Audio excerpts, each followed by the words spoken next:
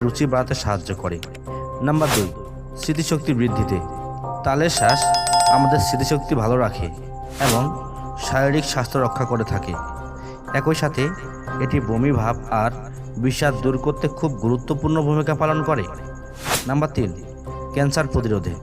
তালের শাঁসে প্রচুর পরিমাণে অ্যান্টিঅক্সিডেন্ট থাকায় এটি ক্যান্সারের মতো রোগও প্রতিরোধ করে। নাম্বার 4, দন্ত রক্ষায়। তালের শাঁসে ক্যালসিয়াম থাকায় এটি আমাদের দাঁতের জন্য অনেক ভালো। এটি আমাদের দাঁতের এনামেল ভালো রাখে এবং দাঁতের ক্ষয়রোধ করে।